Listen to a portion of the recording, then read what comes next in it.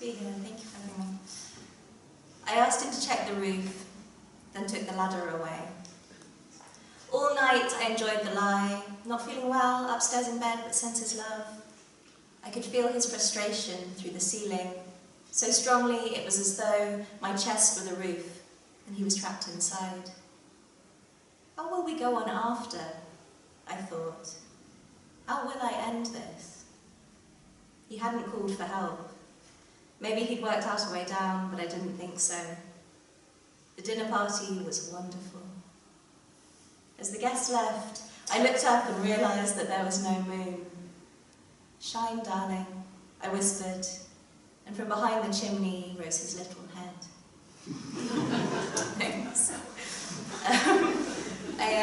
I make a lot of work via residencies. I know lots of people in this room do too, or commissions, or there are some laureateships in the room too, which I haven't done, but that kind of thing, sort of responsive writing. And I love it as a sort of way to make work. A while back I had a residency where I was asked to write about, it was with a conservation organisation. I was asked to write about some of the UK's most at-risk species. It was a few years ago, and I'm worried. I haven't checked up. I don't know what the status was, but there was this particular moss of which there's less than 1 square metre left in the world, or was. They asked me to write about this moss, but they wouldn't tell me where it was. I think because they were worried I'd just go and stamp on it. I don't know if that's the impression I give. And they couldn't tell me many things about it. I think there was some issue around that it preferred quite toxic soil. So they said, we can't tell you any facts because it complicates issues around conservation funding. And they sent me some photos, but they were just green. And after a while I started getting these phone calls saying, please don't tell anyone where the moss is. And I said, I don't know where the moss is. And they were like, please don't tell anyone. And I thought, maybe the moss doesn't exist. So I thought if I'm going to write about the moss, I'll have to become the moss. Becoming moss. I lie on the ground. I open my mouth. I suck on a spoon. I embrace a stone. A beetle crawls by. I empty my mind. I stuff it with grass. I'm green, I repeat. The sun is a drink, the yellowest squash. I can't get enough. I can't get enough. I can't get enough. I can't get enough. I can't get enough.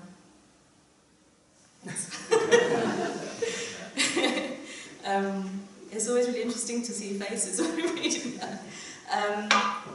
I did I was quite resident at a place called Dartington in Devon. Some of you might know it. It was a sort of radical art school in the 30s, 40s, 50s. Now it's owned by Trust, but it's still very beautiful. They've got this gorgeous garden. And I decided to sort of come up with this form. I was looking at landscape gardening. There's a concept that I came across for the first time, which I think lots of people know about already, called a desire line, which is the path that's worn by people taking the most direct route rather than taking the path that the landscape the gardener has put in. It's the path that's worn through by people walking. So I made a poetic form that contains a desire line, so you can either meander through the poem as usual, or you can cut straight across and get some kind of meaning, a meaning, the meaning. It's quite hard to convey by performance, but I thought what I'd do is I've written the sort of desire line on the paper, so when you're confronted with one of these poems, confronted by one of these poems, so when you see one of these poems, you would immediately sort of see the desire line in the middle, and so this one says, I threw up in the river. Ars Poetica with desire line. Hot, itchy and sick of an eye that's been looking, really looking. You like that? The way the trees threw down their leaves huffy in the wind. This is it, the big green, eat up. Tilt yard stretching from her feet. Just keep shoving information in. Surely something will emerge. Shallow epiphany of the city poet. The you is poisonous. Who knew? She swam in spite of the signs. Now the river knows she can't stomach the sublime. Thanks. This one says, I'm a lonely, awkward little fuck. I know I'm okay saying that in a room full of poets. Interior with desire line. Here I am, can you see me? I'm sitting under the beach, deep in thoughts of thinking, and a nice family passing by seem unsure if I'm safe. Can they smell the lonely coming off me? Drifting about in public like this feels dicey. All these awkward moments, and no one to laugh it off with. Truth is, I'd readily shave a little off my life to have a stranger not think I'm odd or impolite. Latte please, fuck, drop my card. A whole year, take it. And the last one of these. This one says, trees, I don't know them. Nature poem with desire line.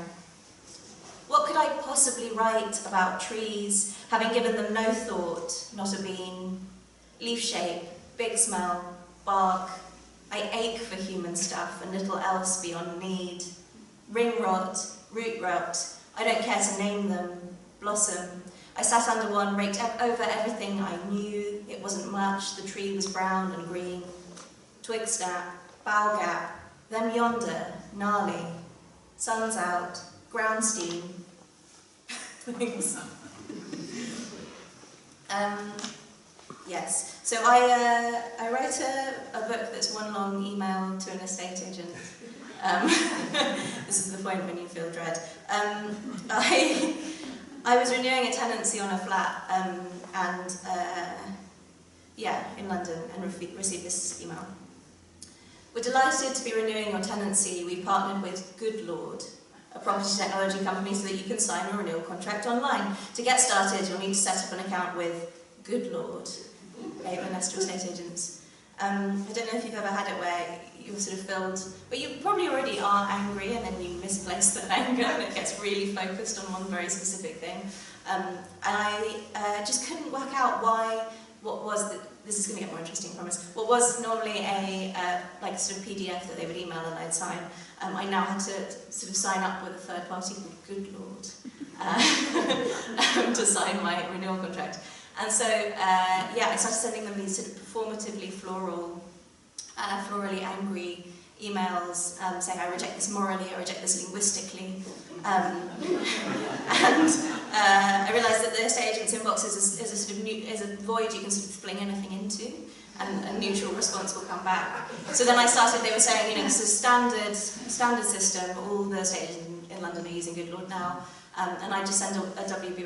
Yeats quote. I'd say, turning and turning in the widening gyre, the falcon cannot hear the falconer. And I realised I was enjoying that more than whatever it was I was writing. So I took it to the page, and I wrote one 220-page reply. It's sort of somewhere between a fictional memoir, a novel, an epic poem, I don't know. I'm just going to read you a little bit of that, and then thank you for listening. I'll read a bit from the beginning. Dear Ava, it's not your fault this caught me like it did, good Lord. The name disturbs me most, as though we're meant to pledge ourselves to call our faceless landlord good or God. And I should I? Feel graced or blessed to live under this roof. Oh, Ava, I was snagged on it. So tell the truth, a thread came loose. I should explain. Picture me in this little flat you rent us, lips parted, blowing my coffee's meniscus into waves, soft at first, then crushing up the mugs insides and over. Yes, the sheets will surely stain. And I was thinking of the old gods, Ava, and the ships they sank without notice, without malice. I was reading an article, just the top peeking over a paywall, the surface foam of current events lifted with a teaspoon. The surface is where the art is, I said. Not everything's like coffee, he replied. I like my men bitter. It's been a while since we did have thrush, a pox on both our crotches. See, Ava, the article spoke of basements being built across the city. They can't go up, and so they dig. I think that was the gist. But what intrigued me most was the idea that once they'd dug, 3 floors down, the digger was too big to get back out. Cheaper then, it said, to dig a little grave and bury it there. Imagine. Thousands of diggers entombed across the city. You must have many questions, but I only read the tip of it. It struck me, though. And I thought about the summer's day, a surveyor friend, well, more than friend, let me climb into a digger's little cab and pull the earth from deep inside a trench. A thrill. Perhaps you've also tried. I made a joke, a good one, about burying a body, and then my phone rang. My uncle had died. All those diggers sealed in concrete underground. So sad. And then your email, Ava, and though it was a Sunday, that soft buzz is like a siren's call. I couldn't help but tap the icon. I was in bed. Did I mention that? Lazy, you might think, but I'd had this dream. Do you believe in ghosts? You must, Ava. I don't. And yet I have seen two. Seen one, heard another. As a child, whenever I had a fever, I'd hallucinate. Clocks where no clocks were, the hands spinning at a weird speed, too fast but also sort of lagging. Sometimes I'd see the ceiling gently falling in. A train hurtling towards me much too fast and yet too slow. During one especially bad night, my mother called a doctor. He asked to speak to me. She handed me the phone. What can you see? He asked. He had an accent, maybe French. A train, I whispered. What you need to do, darling, he said, is board that train. Darling, I know. No doctor's ever been as tender since. Thing is, Ava, it worked. I never saw the train or clocks or ceiling coming down again. That doctor's voice became a talisman of sorts. You see, do you, where I'm going with this? Whenever I was overwhelmed, I'd feel that weird speed push me forwards, drag me back, and I'd play his voice inside my head. Darling, board that train and everything would settle. Ava, do you understand? For years I comforted myself with, darling, board that train. And then offhand one day, I told the story at a dinner that my mother was also at. And after, quietly, she said, no, that never happened. No night doctor, no sweet French doctor. Just you, a child with a fever, speaking in an accent we had never heard before. Quite spooky, actually, she said. One's child calling herself darling like that. Ava, what the fuck? I'm just going to read one bit more. There's been some talk about residencies. I guess it's no surprise that the character in my book goes on a lot of, starts doing artist residencies. But she's got no money and she's staying in these awful flats.